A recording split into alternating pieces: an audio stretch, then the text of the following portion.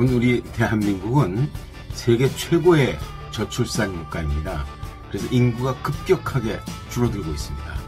노동력이 부족해서 이제 이민청이라는 것을 만들어서 그 노동력을 외부에서 들여와야 된다. 이런 기본 정책을 가지고 있습니다. 앞으로 우리 주변에 무슬림 인구가 급격하게 늘어날 겁니다. 그렇다면 교회가 준비해야 됩니다. 이번에 브래드TV에서 이슬람 바로 알기 아카데미를 준비하고 있는데 4월 13일부터 14일까지 이틀 동안 이틀만 투자하시면 데뷔할 수 있습니다. 강력 추천합니다.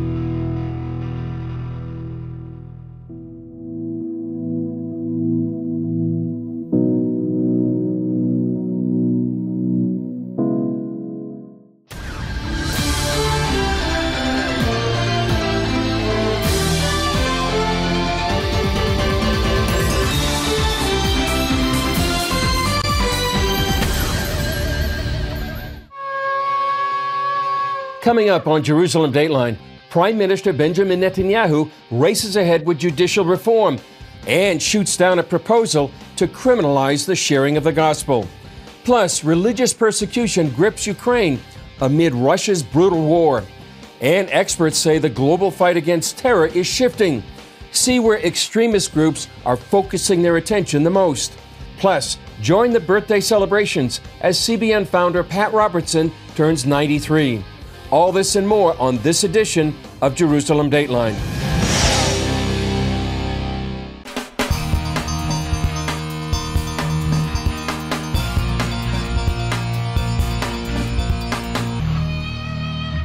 Hello and welcome to Jerusalem Dateline. I'm Chris Mitchell. Netanyahu's government is charging ahead with plans to overhaul Israel's judicial system, a move that has triggered weeks of protests and divided the nation. During a primetime address, Netanyahu vowed to responsibly carry out the reforms and acknowledge concerns from both supporters and opponents of the legislation. The best way to achieve a balanced reform and prevent a rift in the nation is through deliberation and reaching the broadest consensus. Hours earlier, Israel's parliament passed the first of several laws in the reform plan. The law would make it harder to declare a prime minister unfit and remove them from office. Next week, Netanyahu's government hopes to pass a key law that would give parliament control over Supreme Court appointments. Supporters say reform is needed because unelected judges have too much power. Critics say the plan undermines Israel's democracy and are meant to protect Netanyahu while he stands trial from corruption. I spoke with CBN's senior editor John Wagi about what's next for Netanyahu's judicial reform plans and what they mean for Israel. John, thanks for being with us. Benjamin Netanyahu made an address to the nation last night. Your reaction to his speech?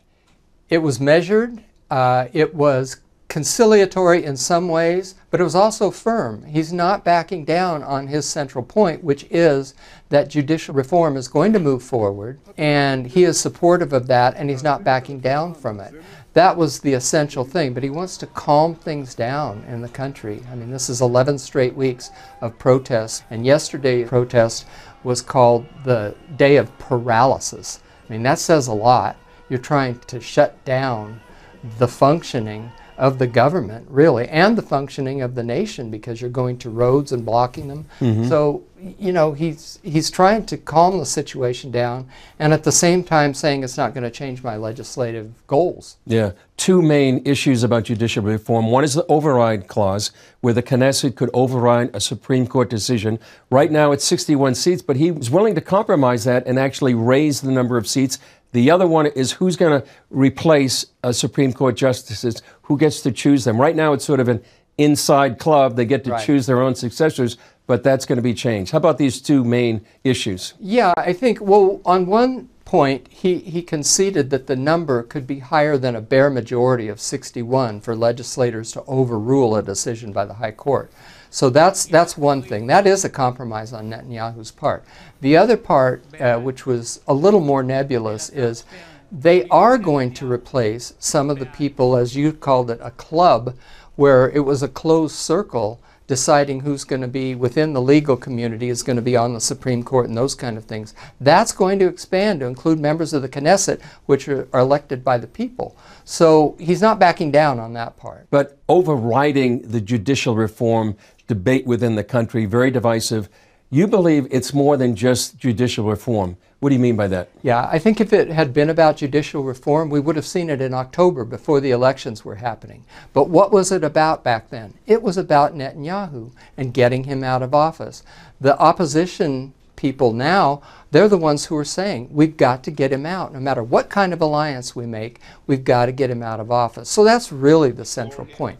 And truthfully, it has been for 5 years. Yeah, and it's, well, the last few elections have been anybody but Bibi. Right. So these demonstrations you see, sort of, they're widespread, they're very well organized, and apparently very well funded. Yeah, they're not only happening in Israel. If Netanyahu goes to Europe, there are protesters there. London, protesters there. You know, the feedback from the United States is the same thing, an opposition to Netanyahu. And he's got a majority in the parliament. I don't think he's giving that up. I do think he will be able to hold the coalition together. But pressure is enormous for some kind of breaking. But what they really want is this government to fall apart. And the opposition's been very clear about that. Yeah, and I know some people have said that this is probably the worst crisis in Israel's history since the Yom Kippur War that's about 50 years ago. Quickly, John, how can people be praying? Well, I think praying for wisdom on the part of the government. We're called in Romans to pray for our leaders. And so prayer that peace will prevail, that there will be an actual dialogue and discussion, which right now everybody's talking past each other, and just pray for protection for Israel in the course of this, because what gets left out is the threat from Iran and right inside the nation from terror groups. Good ways to pray. Thank you, John. Thanks. Netanyahu responded to a chorus of concerns by U.S. evangelical Christians and declared that he will not allow a bill introduced by two ultra-Orthodox members of his government to become law. It would have made a criminal offense to persuade anyone to convert to another religion. In a tweet, Prime Minister Netanyahu declared in Hebrew and English, "We will not advance any law against the Christian community." Netanyahu's announcement allayed fears among Christians that a law proposed by two members of Netanyahu's coalition would become law. The proposed law states, anyone who persuades a person directly, digitally, by direct mail or online to convert his religion, his sentence is 1 year imprisonment. And if the person was a minor, his sentence is 2 years imprisonment. Knesset members Moshe Gafni and Yaakov Asher from the United Torah Judaism Party, part of Netanyahu's coalition, submitted the legislation. On Wednesday, they stated, the mission bill was introduced as in every beginning of the Knesset and not promoted at this stage, so dealing with it now is not relevant. Similar bills have been proposed for more than 20 years. Israeli expert David Benjamin told CBN News the scope of this effort seemed extremely broad. About as wide as you could possibly get, in fact, Chris. I mean, anything you say which might be in favor of a certain religion could be construed, I suppose, as being an attempt to solicit someone. Where do you draw the line? The bill would have strengthened an existing law that makes it a crime to give anything of value to persuade anyone to change their religion, proselytizing to anyone under 18 years of age. Benjamin added this effort would have violated Israel's Declaration of Independence. The fundamental premise of the law is problematic in itself. I don't think it would be unacceptable to outlaw a person trying to persuade another person to adopt any idea, whether it be a religion or any kind of idea. Freedom of thought, freedom of conscience, freedom of expression are fundamental pillars of any democracy. Many Christians feared the law would ban even mentioning the gospel or their faith in Jesus. While the proposed law would apply to all religions, it specifically singled out Christians, warning, in recent times, the attempts of missionary bodies, mainly Christian ones, to persuade people to convert have increased. Some felt given the composition of the current coalition government, it might be possible to become law. But Netanyahu, who's been a close friend of evangelical Christians for decades, would not support such a measure. At this 2012 dedication of a windmill restored by Christians from Holland, he praised the contribution of Christian Zionists. I don't believe that the Jewish state and modern Zionism would have been possible without Christian Zionism. I think that the many Christian supporters of the rebirth of the Jewish state and the ingathering of the Jewish people in the 19th century made possible the rise of Jewish Zionism. Coming up, Christian Jews and Muslims face torture and violence as Russia pushes ahead with its war in Ukraine. Experts are urging world leaders to tackle the persecution head on.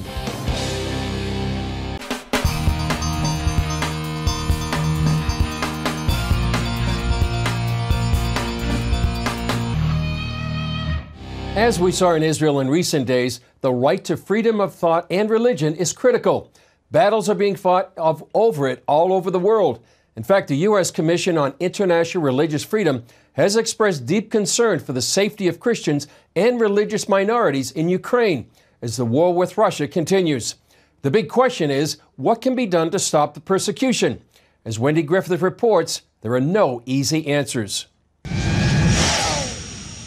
Russia is under the microscope for atrocities committed since the start of its war with Ukraine, from the killing and torture of religious leaders to the destruction of houses of worship. One Russian official even used the term de-Satanization to describe the plan to cleanse the nation of many religious groups. De-Satanization should be understood as nothing less than the elimination of Ukraine's flourishing religious diversity. Wednesday, members of the U.S. Commission on International Religious Freedom met virtually to highlight how Russia's invasion of Ukraine is creating severe violations of religious freedom, especially in Russia's occupied territories. The Russian military has indiscriminately bombed churches, monasteries, kingdom halls, mosques, synagogues, cemeteries, and other religious sites. And the Russian soldiers have abducted, tortured religious figures because of their leadership role. At least 8 Russian tanks. CBN News reported firsthand on the atrocities in the city of Bucha outside Kyiv. Our George Thomas met with Christians who were forced to hide and pray as Russian troops carried out atrocities. The commander said he would make me watch as he killed the others, and then he would skin me alive. 167 Ukrainian Christians hid in the basement of their church when the Russian assault started. Video and pictures obtained by CBN News show church members praying, singing, and reading scriptures day and night. Anahan believes God spared their lives because of their prayers. It was very clear to us that God was watching over us. Everything was in his hands. Like the story of how Daniel was in the lion's den, we were under God's protection. Ukrainians' Jewish community is also targeted. Russian forces attacking Ukraine have also physically desecrated Holocaust remembrance sites and sadly killed Holocaust survivors. It's not just Ukraine. Since the invasion, Moscow is tightening its grip inside Russia, including religious groups. Moscow's exiled chief rabbi testified about the ongoing anti-Semitism faced by Jews there. The new situation for Jews in Russia is becoming more and more dangerous. And in September, I called on the Jews of Russia, whoever can leave should leave the country. Rabbi Goldschmidt says 30% of Russian Jews have fled Russia since the war began, with some 50,000 emigrating to Israel. CBN News recently accompanied a plane load of Ukrainian and Jewish refugees making Aliyah to Israel with the help of the International Fellowship of Christians and Jews. Former Congressman Frank Wolf recommended sending a delegation to Moscow, including the Pope, to press Russian political and religious leaders to stop the persecution. Wendy Griffith, CBN News. Up next, experts say terror attacks are declining in the West. Why that could mean deadlier attacks in the Middle East and Africa.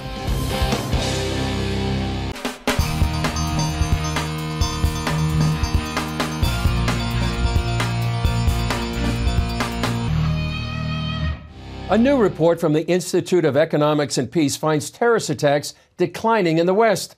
However, terrorism is growing deadlier in the Middle East and Africa, where American interests are at stake. CBN National Security Correspondent Caitlin Burke brings us that story.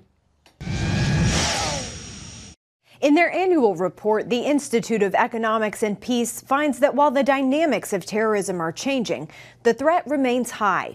Experts warn that any kind of complacency, especially by world powers, could lead to serious consequences in the future. Maintaining focus is really important despite all the competing priorities that are out there. The Hudson Institute's Joshua Meservey points to the Biden administration's shifting focus away from the war on terror to pay attention to the growing concerns with China and Russia. So it makes sense that there's been a pivot, but there is a danger there that we lose sight of these terrorist organizations that are still totally committed to attacking the United States, or if they can't hit the American homeland, would attack Americans or American interests in whatever region they're in. This year's index indicates that Western counterterrorism efforts over the last 2 decades continue to pay off, showing a decline in attacks. Meservey points out, however, that doesn't mean terror organizations have been less active.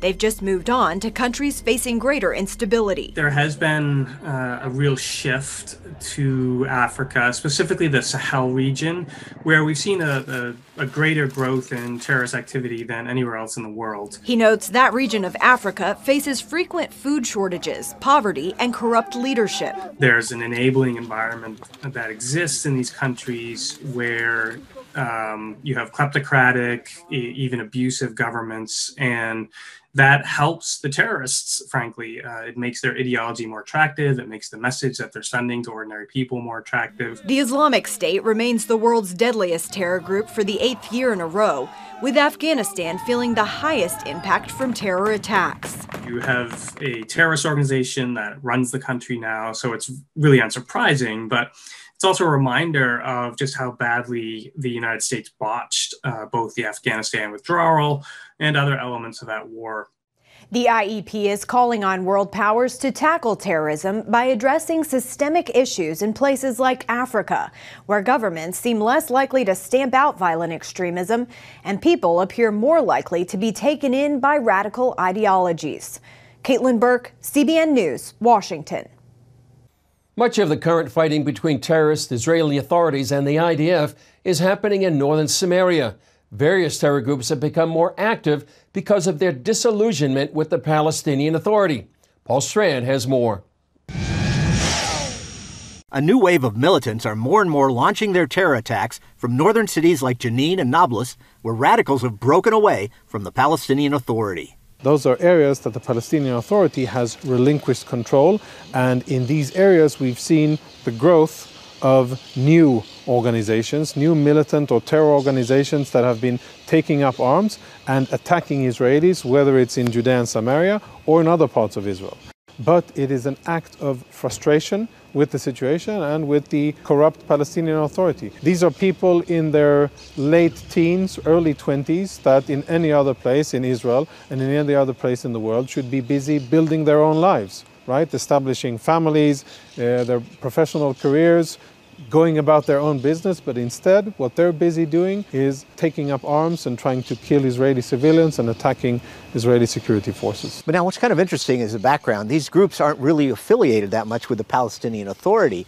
Do we see an evolution going on between younger terrorists and militants and their feelings about the PA, the Palestinian Authority? Yeah, the Palestinian Authority is tremendously corrupt and has close to zero legitimacy and trust on the Palestinian street. People don't believe the PA, they don't believe Mahmoud Abbas, and they don't trust in his good intentions. And Palestinians don't see that the Palestinian Authority has any way of delivering any kind of independence or honor or autonomy for the Palestinians. And as such, what we see in various areas where the Palestinian Authority is relinquishing security control, we see these new organizations being formed, which are not necessarily affiliated to Hamas or Islamic Jihad or other established terror organizations, but more organic grassroots organizations that are popping up, getting funded, external funding, and then equipping themselves and saying, well, if you, the Palestinian Authority, aren't going to do anything useful from their perspective, then we're going to do some acts of terror, we're going to kill Israelis, we're going to kill Jews, and get some kind of dynamic going, knowing very well that it is an act of futility. They'll fight against Israel, it'll take casualties, but at the end of the day, the Israeli security establishment will hunt them down and either apprehend or kill them. Paul Strand, Kfar Sava. A recent survey of Palestinians shows 68% are in favor of forming armed militant groups free of control by the Palestinian Authority. 71% say they favor the recent gunning down of 2 Jewish brothers in the terrorist hotbed town of Huwara. Still ahead, we celebrate CBN founder Pat Robertson as he turns 93 years old. Join us in wishing him a happy birthday when we come back.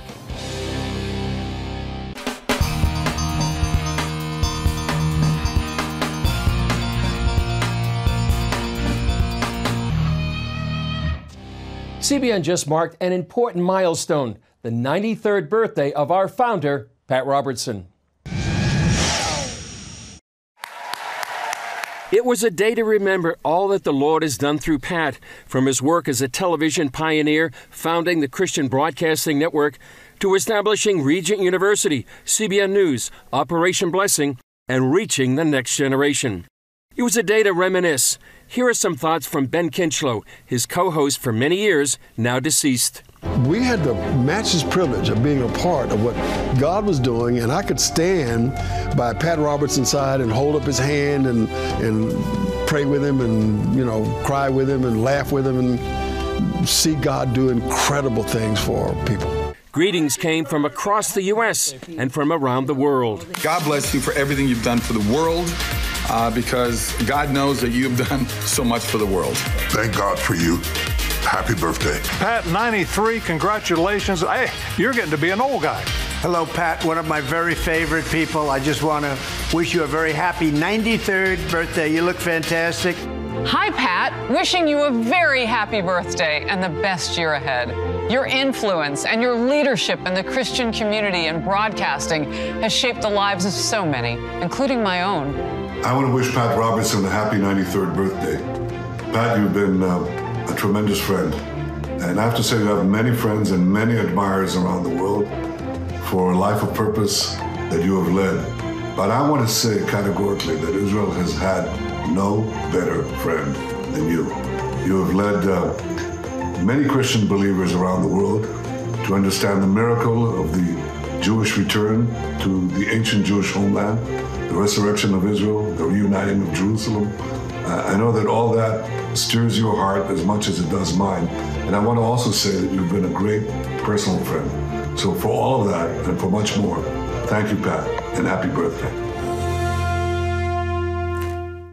And from our Jerusalem Dateline team, we also want to wish you a belated happy birthday, Pat. We had the privilege of watching the greetings coming in on the 700 Club this week. And just so you know, 7 of us here in the Jerusalem Bureau are Regent grads. What an impact your life has had. We thank God for you. Well, that's all for this edition of Jerusalem Dateline. Thanks for joining us. Remember, you can follow us on social media, and you can also access CBN content through our CBN apps and email blasts. I'm Chris Mitchell. We'll see you next time on Jerusalem Dateline.